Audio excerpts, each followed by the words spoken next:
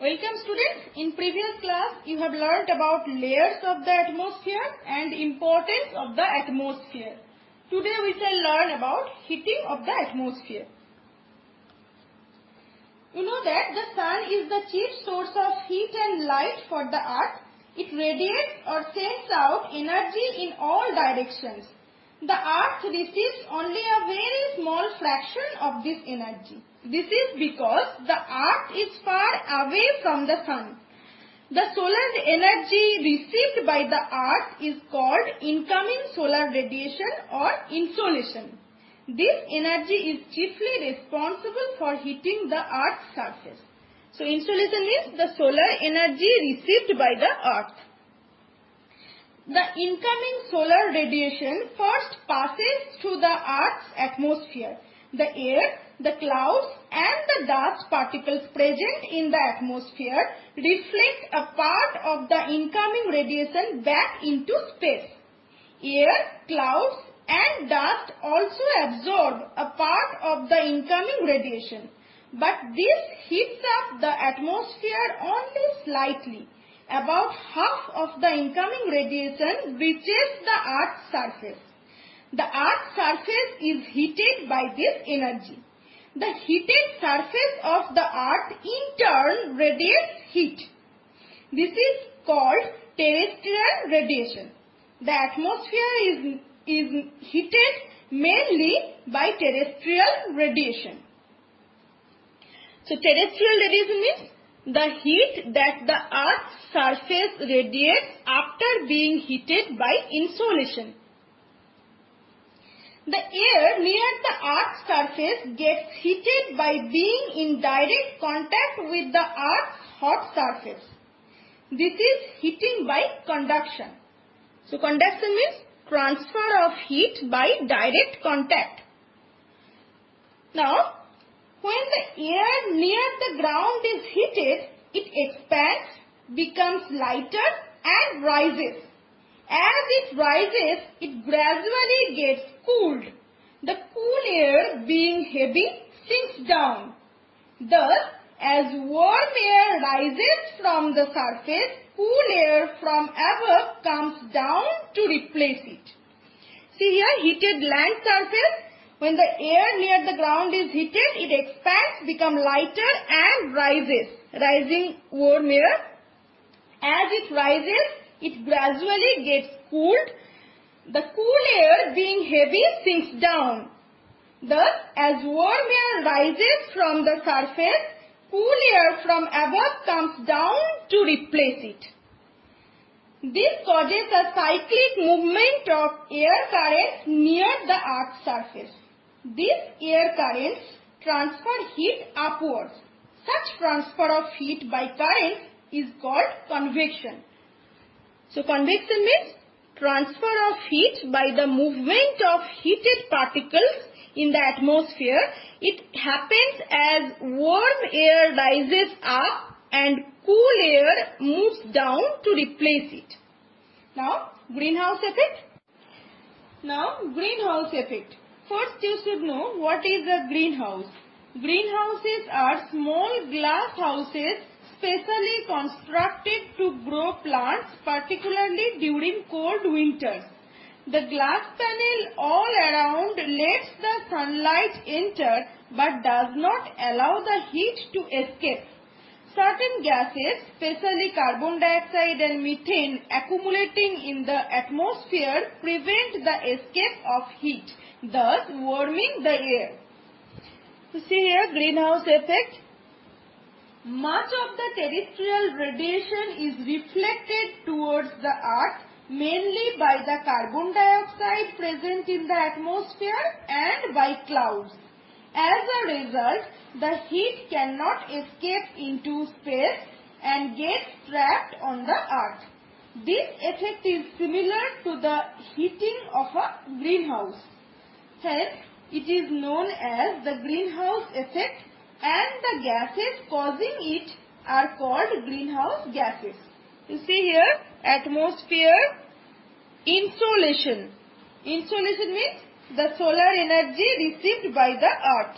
Insolation and terrestrial radiation, some energy goes out into space, some energy is trapped here. Without this trapping of heat, the earth would have been very cold at night when there is no insulation to replace the heat lost through terrestrial radiation. In fact, it would have been so cold that we would not have survived. The greenhouse effect is essential for our survival, but too much of it can be harmful. If it goes on increasing, it could cause global warming. Global warming means a gradual rise in temperatures across the world. You see here, greenhouse effect. Greenhouse effect, the trapping of heat due to the reflection of terrestrial radiation towards the earth, mainly by atmospheric carbon dioxide. Now, greenhouse gas, a gas such as carbon dioxide that traps heat by reflecting terrestrial radiation towards the earth. Now, global warming, a gradual rise in temperatures across the world. Now, next, air pollution. Air pollution. Any harmful change in the composition of air is known as air pollution. This may happen if the processes regulating the composition of air are disturbed or if harmful substances are added to the air. Substances that cause pollution are called pollutants. In cities and industrial areas, automobiles and factories are the chief polluting agents. They emit large amounts of gases such as carbon dioxide, carbon monoxide and sulfur dioxide. They also emit solid pollutants such as unburned carbon particles from fuels. Emit means to give out or send out, to send out something such as heat, gas, etc. Some of the emitted substances such as carbon monoxide, sulfur dioxide and compounds of lead and other poisonous metals are harmful for us. Natural agents may also cause pollution. Volcanoes, for example, release huge amounts of dust, ash and poisonous gases into the atmosphere. Volcano means a mountain with a large opening at the top through which gases and lava are forced out into the air. Now, global warming. The chief cause of global warming is a gradual increase in the greenhouse effect due to rising levels of carbon dioxide in the atmosphere.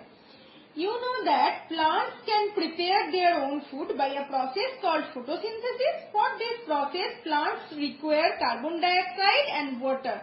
The leaves take in carbon dioxide from the atmosphere. Leaves give out the oxygen produced as a byproduct during photosynthesis, which supports life on Earth. So, green plants reduce the amount of carbon dioxide in the atmosphere by taking in some of it during photosynthesis. However, as the human population is growing, we are cutting down more and more trees for wood.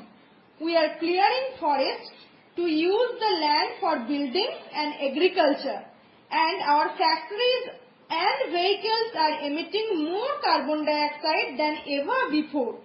In other words, we are increasing the emission of carbon dioxide but reducing the number of trees. This is gradually increasing the amount of carbon dioxide in the air and in turn the greenhouse effect. As a result, global temperatures on land and in the oceans are rising slowly but surely. Continued global warming may produce several ill effects. It could cause much of the ice at the poles and on mountains to melt. This in turn would cause the water level of the oceans to rise and many islands and coastal areas would go under water. Already there are signs of this. For example, sea ice in the Arctic Ocean is melting earlier in the year and forming later than before. Glaciers across the world are retreating or becoming smaller. The sea level too is rising.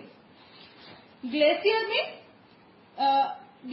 means a large mass of ice that moves slowly, or you can say a large mass of ice formed by snow on mountains that moves very slowly down a valley. Now, second point, climate and rainfall patterns may change. Already many places are having long spells of drought or very dry weather or severe storms and floods at unexpected times. So, drought means sukha, or a long period of time when there is little or no rain. Now, next point. The general rise in temperature may change the seasonal behavior of some plants and animals. Already in some places, flowers are blooming earlier in the year and birds are laying eggs out of season, when the chicks may not have enough to eat. In the northern hemisphere, some animals are shifting their home to cooler places farther north, creating problems for the original animals of those places. The warming of the oceans is killing corals, which give shelter to many sea creatures. It is also killing plankton, or tiny creature on which many sea animals feed. Such changes could ultimately cause the extinction of many creatures. Extinction means vilupta hona. Now next, changes in climate and rainfall patterns, droughts, floods, etc. are likely to reduce the yield of crop plants. That may in future cause a food shortage for the human population. Now, ozone depletion. Ozone depletion. You know that most of the ozone in the atmosphere is concentrated in the ozonosphere. But the thickness of this layer of ozone is not the same all over the world or at all times of the year. For example, in September and October, when it is spring in the southern hemisphere, much of the atmospheric ozone over the South Pole is destroyed and the ozone layer in this area becomes very thin. Such a thinned patch is called an ozone hole. It forms when the weather conditions are ideal for certain chemical reactions in which compounds such as chlorofluorocarbons or CFCs release chlorine, which destroys ozone. CFCs are man-made. They are present in many kinds of sprays and in cooling agents used in refrigerators and air conditioners. CFCs released into the troposphere gradually move up to the stratosphere. There they stick to ice clouds that form over Antarctica during the intensely cold and continuously dark winter. When sunlight returns in spring, the clouds melt and CFCs on the cloud surfaces react to produce chlorine, rapidly destroying ozone.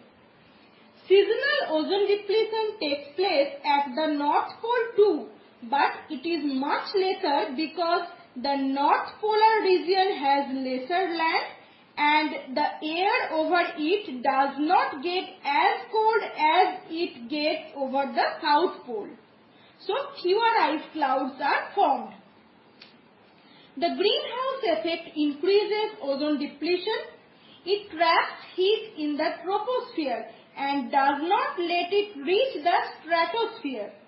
This makes the stratosphere cooler, helping more ice clouds to form.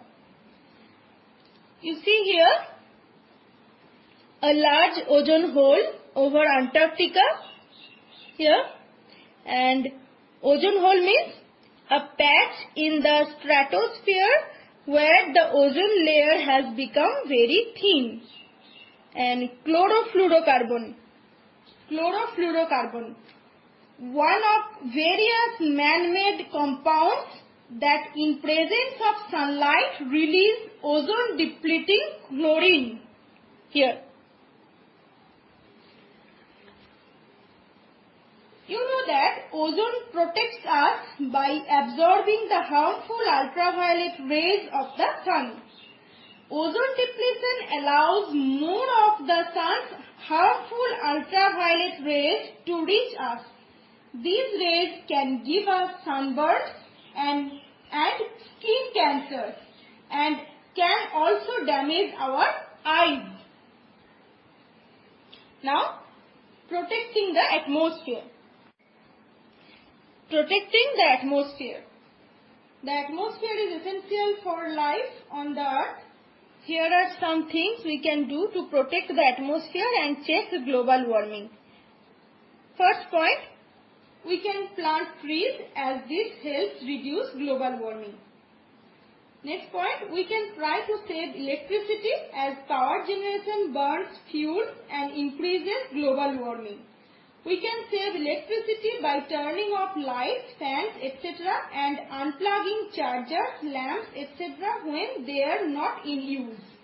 Using energy-saving devices such as LED light bulbs and LCD monitors also helps.